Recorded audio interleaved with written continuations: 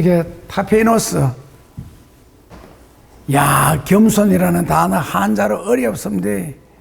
그러니까 겸자는 한자로 이렇게 써서 이렇게 해서 그 다음에 이거 뭐 다시 수북하게 붙었고 이렇게 붙어서 겸자가요. 손자는 이게 겸손한데 손자요. 겸손 여기 제가 이름을 완성을 못 시켜서 겸손하다 보니 겸자도 다 못 쓰겠네. 겸손에 대해서인데, 자, 이거 페이지. 자, 우리가 겸손의 개요는 이미 제가 설명을 한 것 같은데, 겸손이란 무슨 뜻이라고요? 겸손이란 하나님 앞에서 나라는 거. 요즘에는 그런 말이 딱 하대. 너 아내를 알라. 너 자신을 알라가 아니고 너 아내를 알라. 그런데 겸손은 하나님 앞에서 자기가 죄인인 것을 아는 것은 구약 성경이고, 신약 성경에서는 뭐라고? 신약적인 겸손, 구약적인 겸손은 하나님 앞에서 내가 죄인이라는 것을 깨닫는 것이 구약의 겸손이고, 그럼 신약의 겸손은요? 신약의 겸손은 뭐예요? 구약에서 내가 죄인이라는 사실을 깨닫는 것이 그랬잖아요. 구약이라 했잖아요. 신약은 자기가 죄인이라는 것을 깨달았으면은 그 다음에 그 죄인을 구원할 수 있는 자를 찾는 거예요. 그러니까 내가 예수 그리스도를 믿고 구원받는 것, 이게 신약의 겸손입니다. 예수님을 믿는 것. 구약에는 내가 죄인이라는 것을 아는 것, 신약에서는 내가 예수 그리스도를 믿는 것.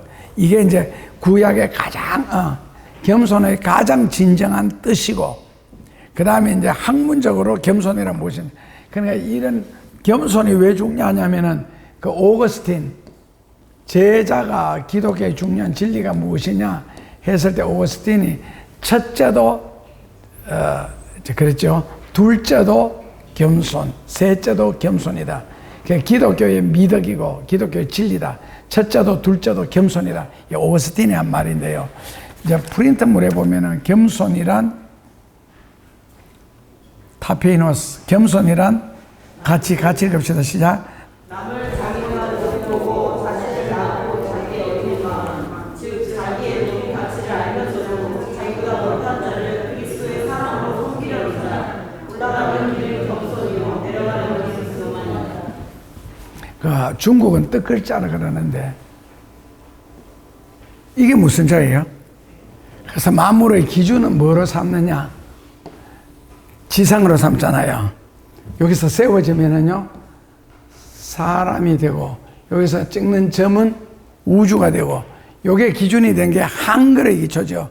이거 우리가 배울 때는 그래 배웠다. 세종대왕이 화장실에 가가지고 화장실 문을 열어놓고 앉았는데 우주가 보였고, 둥글게. 그리고 사람이 걸어 다니는 게 보였고, 그 다음에 땅 기초다. 요게 세계가 근원이 돼가 한글을 만들었다. 이러시더라고요. 그런데, 자, 이 세상의 기준이 되는 이 자를 높일까요? 낮출까요? 위로 올라갈수록 무슨 자가 돼요? 아래 내려갈수록 윗상자가 되죠. 그래서 사람은 자기가 자기 스스로를 높이면 높일수록 아래로 떨어지고, 낮추면 낮출수록 높아진다. 윗상자가 된다. 아래 하자, 윗상자. 이렇게 이제 한자를 가지고 설명하는 수도 있습니다. 그런데 우리가 남 칭찬하기가 참 힘드는데, 남을 칭찬하면은 그 내가 칭찬한 사람도 인격적으로 물론 칭찬을 받겠지만은 내가 낮아지는 것이 절대로 아니라는 거. 남을 높이면 높일수록 그 높인 내가 나도 모르는 사이에 인격적으로 대우를 받고 높아지게 되어 있고, 남을 낮추면은 낮출수록 깎을수록 자기가 낮아진다 하는 이 글자의 의미를 꼭 생각하셨으면 좋겠습니다. 남을 높여가지고 남을 칭찬해서 내가 낮아지는 수가 없거든요. 그래서 남을 칭찬하고 남을 높이는 것이 자기를 높이는 방법이다. 그리고 남을 깎고 낮출수록 자기가 오히려 더 깎이고 더 낮아진다 하면서, 첫째, 겸손의 첫째 같이 읽어보시면은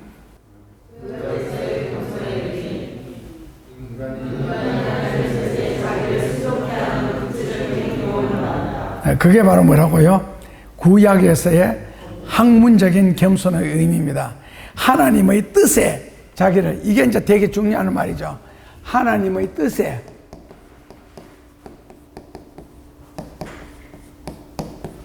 그러니까 신앙도 마찬가지고요. 신앙도 마찬가지고 하나님의 뜻에 하나님에게 뭐라고요? 나를, 우리를 맞추는 것. 그러니까 내 뜻에, 이제 심하게 표현하면 내 욕심에, 내 소원에 하나님의 뜻을 갖다 붙이는 것이 아니고 하나님의 뜻에, 하나님의 섭리에, 하나님의 영광에, 하나님 말씀에 나를 갖다 맞추는 것. 그러다 맞추려고 하다 보니까 안 맞는 것이 많죠. 예를 들어서 오리를 가자 하면 심리를 가져라. 요즘처럼 바쁜 세상, 귀찮은 세상에 어떻게 심리를 가져요? 아니라도 자존심이 가득한 세상에 이거 나올 때마다 헷갈리는데, 왼편 뺨을 때리거든 오른편 뺨을 돌려대라 했어요. 성경에 오른편 뺨을 때리거든 왼편을 대라 그랬어요. 더 돌려대라 했어요. 성경에 예수님이 뭐라고 하셨어요? 오른편 뺨을 때리거든 왼편을 돌려대라 그랬어요. 이렇게 치면 오른편이, 이렇게 치면 오른편이 맞죠. 이렇게 치고 이렇게 치는 거죠. 그 오른편 뺨 맞는 것 같아요. 오른편 뺨을 때리거든 왼편 뺨을 돌려대라. 오른편 뺨을 이렇게 때리면 왼쪽으로 때려야 되잖아요. 근데 목사님 얘기는 기분 나쁘게 때리면 이렇게 때려야 내 말이 중요한 것이 아니고 성경적 그 당시의 풍습이 예, 맞습니다. 그러니까 사람이 때릴 때는 화를 나서 때리거나 상대편이 맞을 짓을 해서 때리면 어떻게 때려요? 손으로 이렇게 때리죠. 그러면 이렇게 때리면 어느 쪽으로 맞아요? 응? 왼쪽이 맞아요. 이렇게 때려요. 왼쪽 맞죠? 그러니까 왼쪽 뺨을 얻어 터지는 것은 마땅히 맞을 짓을 했다. 상대가 화났다. 그러니까 이렇게 때리잖아요. 그런데 성경에는 오른편 뺨을 때리거들랑 왼편을 돌려대라. 그 오른편 뺨을 때리는 방법은요, 이제 손등으로 때리는 거죠. 이렇게 툭툭. 이거는 뭐라고요? 인격적인 모독이에요. 내가 정말 잘못하고 맞을 짓을 해서 맞는 것이 아니라 그냥 약 올리면서 인격적으로 이렇게 툭툭 치는, 이건 오른편 뺨을 때리거든요. 그럴지라도 인격적인 모독을 당하면서 맞을지라도 네가 왼편 뺨을 돌려댈 수 있겠느냐. 자, 예를 들자면은, 그러니까 하나님의 뜻은 오른편 뺨을 모독적으로 맞아도 왼편을 돌려댈 수 있겠느냐인데, 그게 현실적으로는 기분 되게 나쁘죠. 그러니까 뭐 왼편 뺨을 맞는 거는 당연하고, 얼마나 잘못하고 맞을 짓을 했으면 왼편 때릴 때는 힘껏 때리잖아. 팍 쳐서. 그러니까 그렇다면 이 성경을 볼 때 성경 모든 것이 다 나한테 성경을 끌어들여 붙일 것인가, 하나님에게 맞추어서 내가 행동할 것인가. 예를 들어가 범사에 감사를 우리 잘 아는, 자, 범사에 감사하라. 범사에 감사가 됩니까 지금요? 범사에 감사하라. 안 그래도 화나는 세상, 짜증나는 세상, 잘 안 풀려가지고 기분 나쁜 세상에 사는데, 그것까지라도 하나님 앞에 잘 안 되는 거, 화나는 거, 짜증나는 것을 재료로 삼아서 뭐 해라? 감사해라. 어떻게 그럴 수 있느냐는 거지. 사람이 정신박야가도 아니고. 근데 성경이 원하는 게, 하나님이 원하는 게, 짜증나고 범사에 막히고 불평스럽고 잘 안 되는 것 가지고 감사하라는 거거든요. 잘 풀리고 잘 되는 것 가지고 감사하라가 아니고, 그렇다면 안 되는 것 가지고 감사하는 것은 내가 하나님에게 맞추는 것이고, 잘 되는 것 가지고 감사를 하는 것은 하나님을 내한테 맞추는 거거든요. 그러니까 왜 짜증스럽고 잘 안 되고 막히고 하는 것 가지고, 그러니까 아이가 시험에 합격하도록 기도했는데 덜커덕 떨어졌을 때, 성적이 오르도록 기도했는데 더 성적이 나빠졌을 때, 뭐 직장을 구하고 잘 풀리도록 기도했는데 지독하게 직장이 안 될 때, 시집 가려고 기도했는데도 지독하게 선이 안 들어올 때, 그때 뭐 하라? 그러니까 하나님을 내한테 끌어대는 드리느냐, 내가 하나님 앞에 순종하느냐에 따라서 교만과 겸손의 갈림길이라는 겁니다. 그러니까 내가 하나님 앞에 안 돼서 감사하고 짜증스러워서 감사하고 불평할 일이 생겨서 감사하고 그럼에도 불구하고 걸음에도 불구하고 not withstanding 혹은 뭐 in spite of 하고 감사를 하는 것은 우리가 성경의 뜻대로 내가 하나님을 믿는 거고 그런데도 지속하게 안 된다. 그래서 안 되는데 어떻게 감사하느냐. 이게 이제 클레임. 불평하는 것은 이제 현실적으로 맞는 이야기고. 그래서 겸손이라는 것은 하나님의 뜻에 나를 순종시키는 것. 그 성경 말씀에 내가 순종을 하는 것이지 내가 하는 일에 하나님이 그러니까 안 좋은 말 있잖아요. 도와주시옵소서. 하나님은 우리를 도우시는 분이 아니고 하나님은 우리의 주인이 되시는 분이거든. 그러니까 내가 끌려가겠습니다. 원하시는 대로 따라가겠습니다. 이것이 아주 성경적인 내용입니다. 그러니까 내가 하나님을 믿느냐, 하나님을 내가 끌어들이느냐, 이거 정리부터 확실하게 돼야 됩니다. 내가 하나님을 믿고 나의 모든 뜻을 하나님 앞에 귀의시키는 거, 신에게 나를 귀의시키는 것이지 신을 나에게로 그 로마서에 갈등 나오는 것처럼 하나님을 내가 어떻게 끌어내리겠느냐. 그렇다고 내가 하늘에 올라가서 하나님을 만나서 내 소원을 말할 수도 없다는 거예요. 아셨죠? 내가 하나님께 귀의를 했지 하나님을 내한테 귀의시킨 게 아니에요. 그러니까 이거 주객이 분명해야 될 것 같습니다. 그게 바로 무슨 뜻이라고요? 겸손의 의미다라는 뜻입니다. 그러니까 인간이 하나님의 뜻에 자기를 순종시키고 구체적인 행동을 하는 것. 자, 둘째.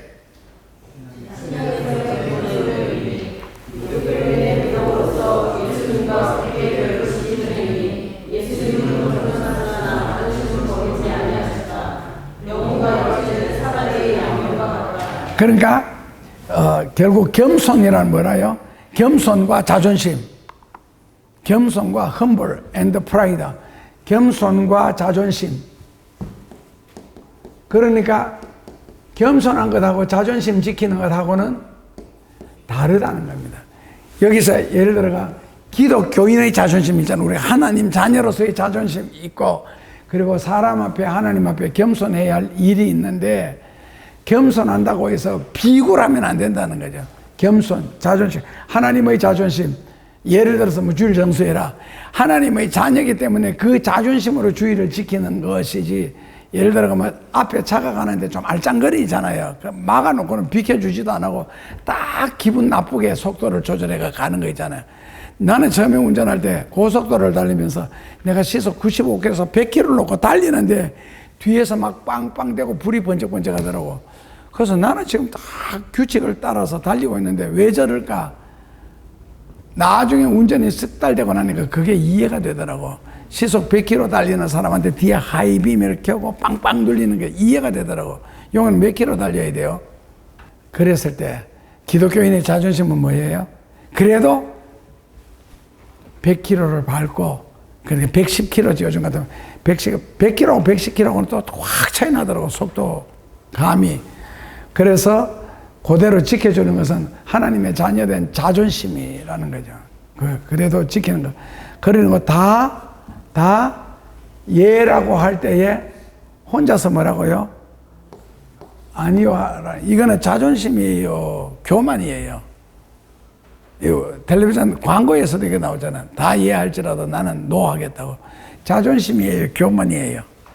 이거. 그러니까 어떤 내용이냐에 따라서 다르겠죠. 다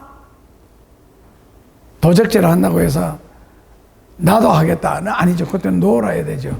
근데 다 게으를지라도 나는 열심히 하겠다. 그러면 예스를 해야 되죠. 다 아닐지라도.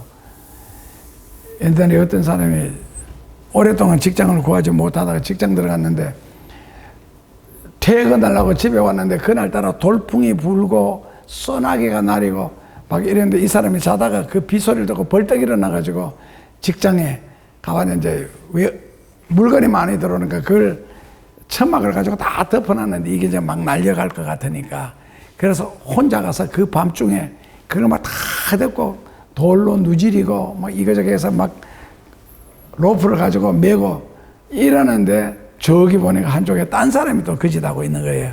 그리고 그 딴 사람은 누구였느냐? 사장이었어요. 그래서 사장이 그거 다 끝나고 난 뒤에 사무실에 불러서 왜 이러느냐고 하니까 이제 물건이 적고 바람이 날려갈 것 같아가지고 왔다고. 그러니까 그 이튿날 아침에 출근했는데 사장이 불렀죠. 너가 이 회사에 총무를 맡을 수가 있겠느냐? 그럼 나는 뭐 회사 들어온 지도 얼마 안 되고 할 줄 모른다고 했는데 할 줄 모르는데 사장이 본 것은요. 그 어떤 회사를 아낀다는 회사를 사랑하는 그거 자세를 보고 맡기는 거거든요.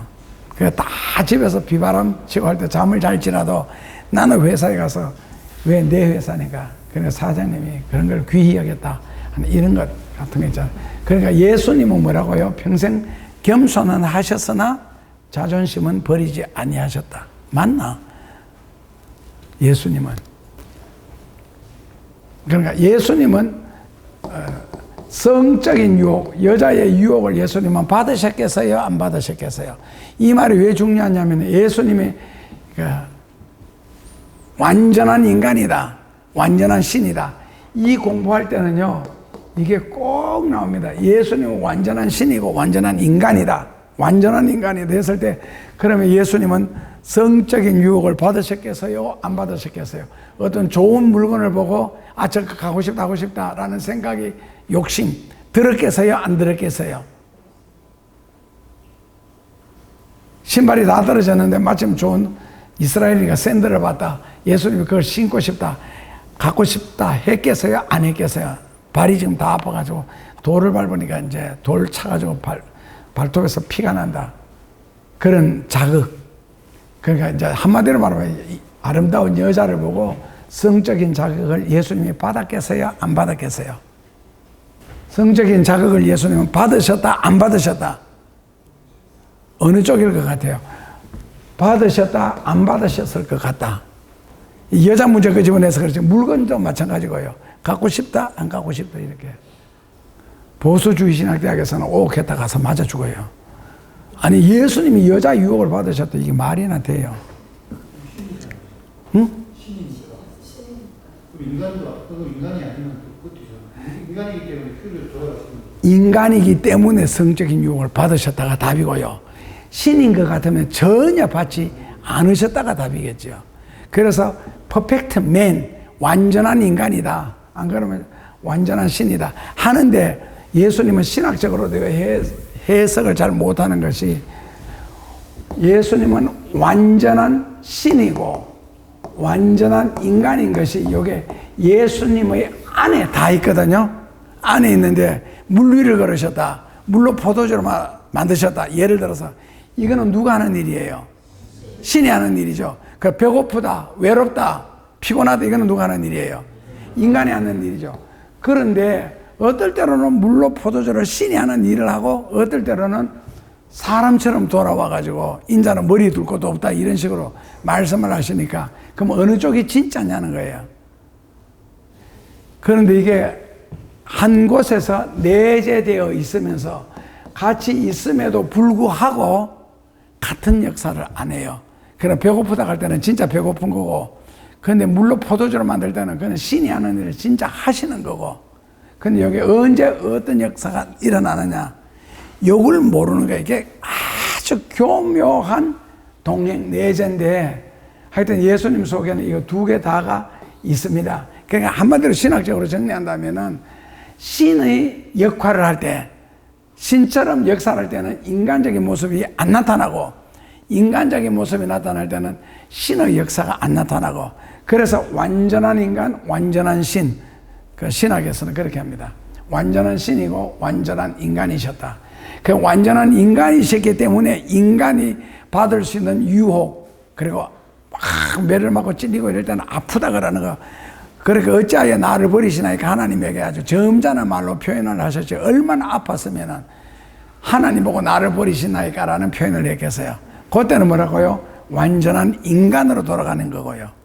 그러나 그 견디시고 나중에 부활하시고 오는 신적인 역사가 나타나는 거고 근데 이것이 둘 중에 하나는만 나타나지 둘이 동시에는 절대로 나타나지 않는다. 그래서 예수님은 성적인 유혹을 받으셨다. 답은요. 그러나 유혹에 넘어가지는 않았다. 시험을 받으셨다. 그러나 시험에 들지는 아니하셨다. 예수님조차도 마귀가 몇 번이나 찾아와서 유혹을 하잖아요. 뭐 배고프니까 돌과 떡 만들어라. 그런데도 예수님은 시험에 들지 아니하셨죠. 그러니까 예수님조차도 끊임없이 마귀에게 유혹을 받고 마귀에게 시험을 당하는데, 하물며 우리 인간들에게 왜 마귀가 우리를 시험하거나 유혹하지 않겠어요? 특히 믿음으로 살려고 애쓸수록 마귀나 귀신의 유혹은 훨씬 많고 훨씬 자주 온다. 그러니까 작은 시험에 들려 그러면요, 희한한 것까지 시험에 드는데, 직장에서 40대 남자 3사람이 퇴근을 하면서 한잔하고 가자. 그래서 식당에 들러가가지고 음식을 먹고, 그 다음에 뭐 이렇게 잔에 따르워가지고 중년 남자 셋이서 위하여를 한 것이 아니고 중년만세 이랬는데, 마침 그 식당에 중년이 와가지고 밥을 먹고 있었거든. 그러니까 중년만세 파이팅 하는 거 그거 했는데, 중년만세 그것도 한 번 하고 끝내야 되는데 좀 이따가 또 중년만세 그러는 거, 갑자기 그 컵에 찬물이 확 쏟아진 거예요. 자기들한테. 보니까 중년이었어. 스님 여자 스님이. 그래 오해를 하려고 그러면은 이 사람들은 그 중년 밥 먹든지 말든지 보지도 못하고 상관도 없이 중년만세. 그러니까 한글로는 똑같거든요. 중년 발음이 좀 이상하다. 중년만세 했는데 중년이 컵에 물 따라와가 얘 너 잘났다. 확 퍼.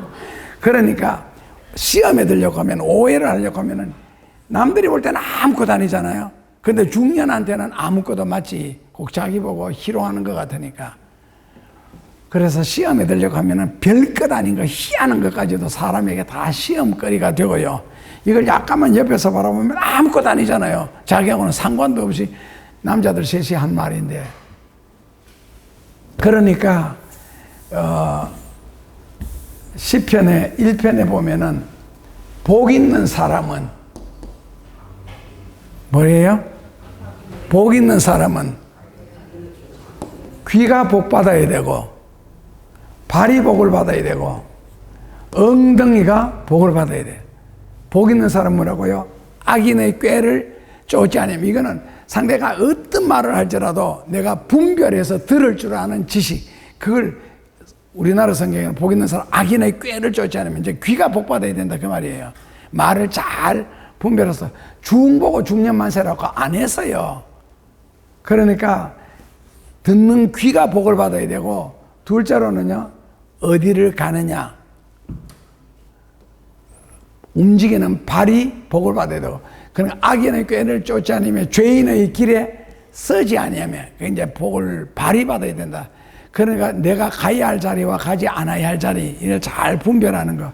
그리고 앉아야 할 자리와 앉지 않아야 할 자리. 죄인의 길에 서지 않으면 오만한 자의 자리에 앉지 않고, 그러니까 엉덩이도 복 받아야 된다.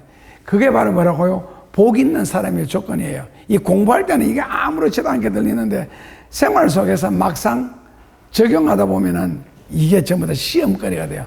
설교 듣다가도 마치 중년만세 하듯이. 그러니까 그 남자들은 중하고는 전혀 상관없는 행동을 하는데, 여자 중의 입장에서는 꼭 자기 보고 욕하는 것처럼 들리는데, 그렇게 귀가 잘못 들었던 거예요. 그런 식으로 해서 뭐라고 시험에 듭니다, 사람이. 그럼 남들은 아무렇지도 않은데 혼자서 난리야. 누가 중년처럼 말을 들으면은. 그러니까 듣는 귀가 복을 받아야 되고, 가는 발이 복 받아야 되고, 앉는 자리도 복을 받아야 된다. 예수님은 신인 함께 있지만은 신이 역사할 때와 사람이 역사할 때가 완전히 다르다. 근데 그 듣는 귀가 복 받아야 되고, 누가요? 복 있는 사람은 할 줄 안다는 거죠. 이 정도는. 그 다음에 신약에서는 기독교인의 믿음으로서 예수님과 굳게 결부시키는 행위, 이게 뭐예요? 결부시키는 행위가 뭐예요? 예수님과 나를 결부시키는 행위. 그러니까 예수님을 하늘에 올라가서 우리가 끌어내릴 수도 없고, 내가 하늘에 올라가서 내 뜻을 일일이 여쭈면서 예수님한테 허락을 받을 수도 없고, 그럼 어떻게 하는 것이 예수님과 나를 결부를 시키는 행위가 되겠어요? 그 예수님 우리를 결부시키는 방법은요, 하나밖에 없습니다. 말씀요. 예수님의 말씀을 듣고 나와 하나 시키면 뭐 깊은 데로 가서 배오른편에 그물을 던져라. 그러면은 깊은 데로 가서 배오른편에 그물을 던지는 것이 나와 말씀을 하나 결부시키는 거죠. 근데 안 한다면은 그는 뭐 분리시키는 거고. 그래서 어떤 말씀이든지 간에 말씀을 듣고 내가 뭐 11조 하라 그러면 이제 11조를 하는 거, 그런 식으로 해서 예수님과 내가 결부가 되는 행위, 그것이 바로 신약에서의 겸손이다. 그래서 말씀을 듣고 순종할 수 있는 자세, 이거예요. 그리고는 이제 겸손의 10단계가 나오죠. 뭔지 한번 읽어나 봅시다. 겸손의 1단계. 겸손의 1단계. 그러면 여러분들은 하나님을 향한 경외심. 그럼 하나님을 경외하는 경외심이란 이렇게 읽어나가야죠. 위에 제목은 또 빼본다. 제목이 더 중요한데. 하나님을 경외하는 경외심이란 그분의 말씀을 잊지 않고 순종하는 행위. 이것이 바로 뭐라고요? 겸손의 1단계입니다. 이것이 아니면은 지옥불에 던지게 된다는 것이다. 겸손의 1단계. 그 1단계, 2단계 간다고 해서 점점 높아지는 것이 아니고 겸손이라는 단어 안에 이런 뜻이 들어 있습니다. 자, 겸손의 2단계는요. 요한복음 6장 28, 9절에 저희가 묻되 주여 주여 우리가 어떻게 하여야 하나님의 일을 하는 것입니까? 무자 예수님께서 하시는 말씀이 하나님이 보내신 자를 믿는 것이 하나님의 일이다. 그러니까 우리가 막 열심히 이런 일 저런 일 봉사 많이 하고 그러면 사람마다 또 사명이 다르니까 너는 일 많이 해라, 너는 저 일 많이 해라 할 텐데, 제자들에게 예수님이 어떻게 해야 주의 일을 하는 것이니까 할 때 예수님이 뭐라고요? 하나님이 보내신 자를, 하나님이 보내신 자 누굽니까? 예수 믿는 것이 그게 주의 일이라는 거예요. 그렇다면 여기서 다시 한번 우리가 또 질문한다면 예수님을 믿는 것이 어떻게 하나님의 일입니까? 라고 질문해서 여기서 대답을 해야 이제 여러분들이 진짜가 되는 거죠. 여기서 하나님을 보내신 예수를 믿는 게 여러분 주의 일입니다. 믿습니까? 할렐루야 하면 이거 아무것도 아니에요. 그건 구름을 잡으려고 하는 추상적인 이야기. 그런 설교가 사실상 굉장히 많거든요. 믿습니까? 라고 밀어붙이는 설교 있잖아요. 그러면 예수님을 믿는 것이 어떻게 주의 일입니까? 라고 한 번 더 질문하면 여기서 이제 답이 나오는데, 예수 믿는 게 어떻게 주의 일이죠? 예수님이 대답해. 예수님을, 나를 믿는 게 곧 하나님의 일이다. 예수 믿는 게 어떻게 하나님의 일입니까? 왜냐하면 질문하면 되잖아요. 예수를 믿는 것이 어떻게 하나님의 일입니까? 라고 할 때에 예수님을 믿게 되면은 하나님의 일이 생기게 되어 있습니다. 그러니까 안 해보고 자꾸 우리나라 사람들은 답을 찾으려고 하잖아요. 예를 들어서 예레미야 48장 10절에 보면은 하나님의 일을 태만히 하는 자는 저주를 받으리라. 주의 일을 태만히 하는 자는 저주를 받으리라. 그러면 다시 해보지도 안 하고 어느 정도 해야 태만히 안 하는 겁니까? 얼마나 해야 안 하는 겁니까? 하루에 몇 분을 해야 안 하는 겁니까? 이런 식으로 자꾸 질문이 많이 생기죠. 왜요? 안 해봤거든. 그러니까 하나님의 일을 해보면 이게 태만히 하는지 열심히 하는지 자기가 알게 됩니다. 판단은요. 그러니까 하나님의 일을 태만히 하는 것은 저주를 받으리라. 하나님의 일을 태만히 하는 자는 저주를 받으리라. 그러니까 예수님이, 하나님이 보내신 자를 믿는 것이 주의 일이다.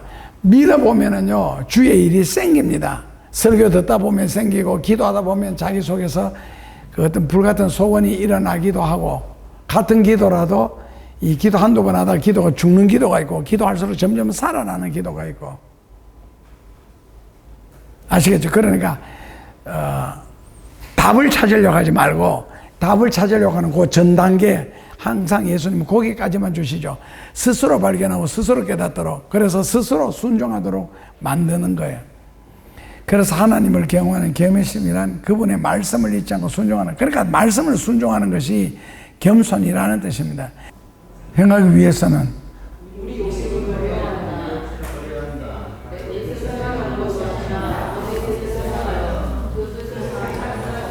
나중에 여러분들이 회개할 때에 회개의 종류가 인간적인 회개가 있고 영적인 회개가 있잖아요.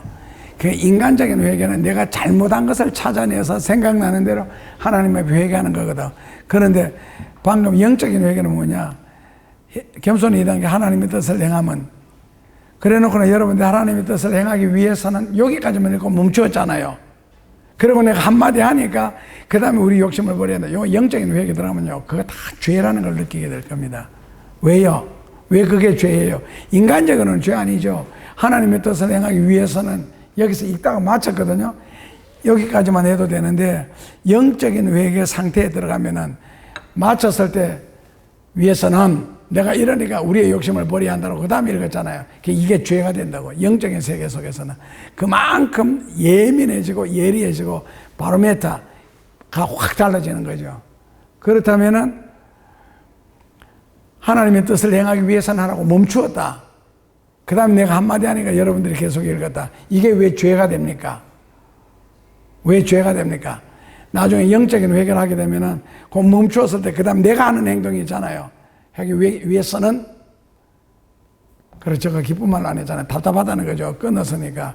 처음부터 끝까지 우리의 욕심을 버려야 하는데 여기까지 읽어야 되는데, 그러니까 그때 내 상태를 보여줄 거예요. 하나님이 아마 내 마음 상태, 상대편으로 하여금 죄를 짓도록 만들었잖아요. 위해서는 이렇게. 그래서 이게 죄가 된다는 거죠. 영적인 세계는 그만큼 예민하고 영적인 회개가 그만큼 예민합니다. 그러니까 조금이라도 아닌 것은 아닌 것. 그래서 내 아버지 뜻을 행하기 위하여. 그렇다면 겸손의 2단계는 하나님의 뜻을 행하는 것이 겸손이다. 그리고 겸손의 3단계는요, 다른 사람들에게 순종하는 법궤? 순종하는 단계. 그 한자가 단계입니다. 자, 같이 읽어보시면, 우리를, 순종은 누구에게 한다고요? 둘째 줄에 순종할 사람에게 순종하는 거. 먼저 도적놈이나 깡패나 불의를 행하거나 나쁜 짓을 하는데도 순종한다. 그거는 순종이 아니고 범죄지요. 그러니까 순종할 사람들에게 순종하는 단계입니다. 이거 되게 중요합니다. 아무나 보고 무조건 순종해야 된다가 절대로 아닙니다. 그 다음에 겸손의 4단계 같이 읽어보시면은, 겸손의 4단계, 고난을 참고 견디는 것. 말씀을 순종하다가 당하는 어려움을 기쁘게 받아들이고 삶 속에 믿을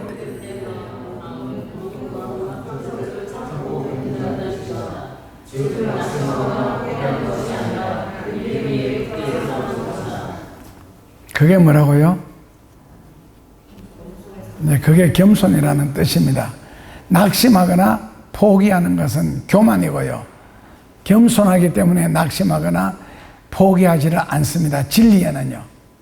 그래서 삶 속에서 믿음 때문에 당하는 고통과 상처를 참고 극복한다. 오버커밍하는 것. 참고 극복하는 것이 바로 겸손입니다. 포기하거나 낙심하거나 뒤로 물러서는 것은 뭐라고요? 그게 겸손이 아니고 뒤로 물러서고 포기하니까 그것은 교만입니다. 그러니까 시험에 드는 것은 교만이에요, 겸손이에요? 시험에 드는 거예요. 나 시험 당했다, 뭐 이런 거, 이거는 교만입니다. 겸손이 아니고. 자, 겸손의 5단계, 한자로 만족. 자, 겸손의 5단계, 만족. 범사에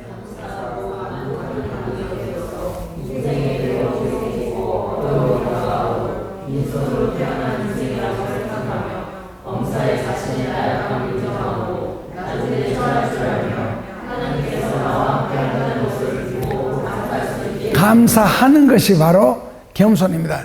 누구예요, 그게? 성경적으로는 욥이잖아요. 욥이나 요셉이나 빈손으로 태어났는데 이런 식으로 욥의 기도에서, 그러니까 그것도 하나의, 그러니까 어려움을 잘 참고 극복하는 것도 겸손이다. 그러니까 힘드는 일이 생겼을 때 당하는 것은 교만입니다. 자, 겸손은 6단계, 자기를 부인하는 단계입니다. 읽어보시면, 하나님께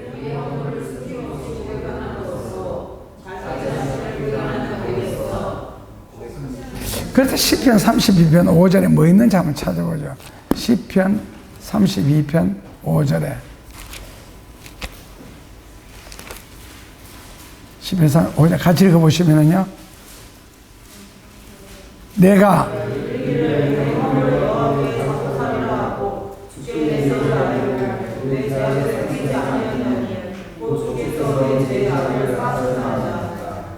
예, 제가 되게 좋아하는 구절 중에 하나가 시편 32편 1절인데 허물의 사함을 받고 죄의 가리움을 받은 자는 복이 있도다는 거. 거기에 대한 설명이 5절 6절에 계속 나오죠. 자인 스스로가 하나님 앞에 고백하고 죄를 숨기지 아니하였더니 오히려 하나님이 사하여 주셨다. 이런 식으로 이제 그 다음에 또 한 구절이 있었는데 22장 6절입니다. 22장 6절을 같이 보시면은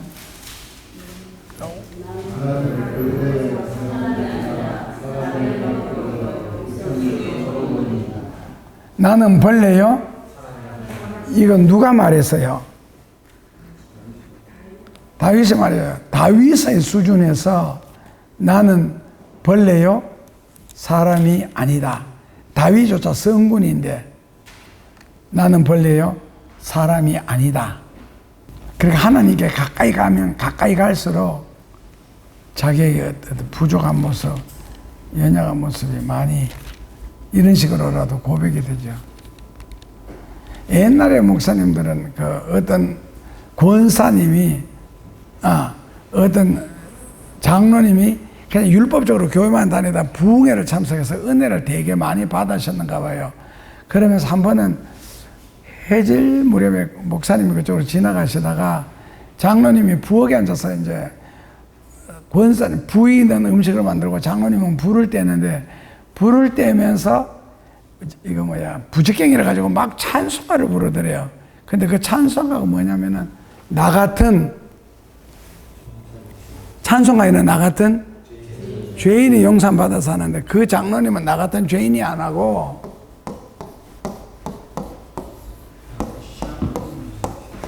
이렇게 부르더래요. 이거 하나 더 붙여야 되나?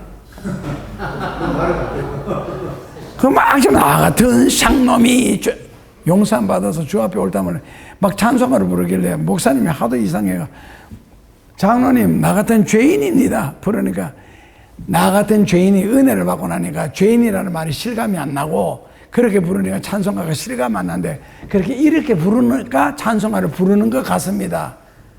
그분이 받은 은혜예요. 예, 그렇죠. 근데 나는 그런 발음이 잘 안 돼. 장로님 굉장히 정확하게 발음하셔야 나는 그 발음이 정확하게 안 되는 이 향양이. 사람들이 쌍놈 양반 갖고 무지 싸우는.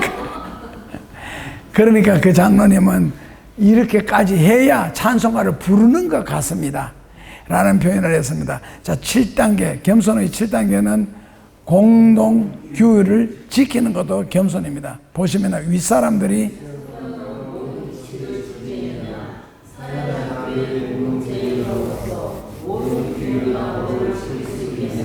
자, 지킬 수 있겠느냐 없겠느냐, 지켜야 되느냐 안 지켜도 되느냐라고 질문한다면은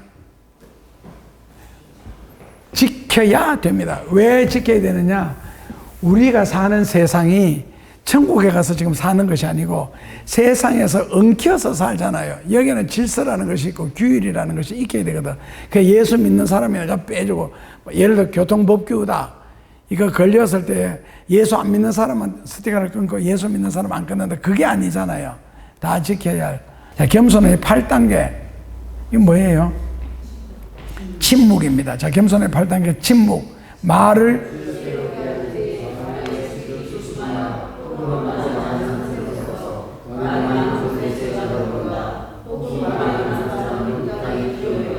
라는 유태인의 속담이 있습니다. 그러니까 말은 어떻게 해라? 지혜롭게 해라. 말은 어떻게 해라? 조심해서 해라. 말은 어떻게 해라? 함부로 하지 마라. 생각하고 말해라. 말은 인격이니까요. 말이 많은 곳에 죄가 들어오고 말이 많은 사람은 이 땅 위에 기업이 없다. 그러니까 자기가 하는 것보다 말이 더 많아 버리면은, 자, 겸손의 9단계 읽습니다. 진지함. 매사에 진실할 수 있겠느냐? 진실이 뭐예요? 누구 말다는 나사렛이 뭐예요? 하는 것도 똑같다. 거짓말 안 하는 거. 그런데 거짓말 안 하고 살 수가 있겠어요? 우리 같으면 뭐 강단에만 사니까 가능한데, 일반 세상에서 일을 하거나 살면서 과연 거짓말을 하지 않고 살아갈 수가 있겠나? 했을 때 살아갈 수가 있겠나? 있다? 없다? 그렇다면은 거짓말의 기준이 무엇이냐? 일단 형사나 판사나 이런 사람들은, 검사 같은 사람은 그 사람 특징이 뭐냐? 사람은 절대로 믿지 않는다. 여기 들어오는 놈들은 다 나쁜 놈들이다. 정해놓고 그 다음에 시작을 한대요. 조사를 할 때도 그렇고. 그러니까 옛날 이야기에도 그런 거 나오는데, 한 죄수 50명을 붙잡아 놨는데 다 억울하다는 거예요. 억울해서 여기 들어왔다. 근데 한 사람이, 나는 진짜 잘못했다.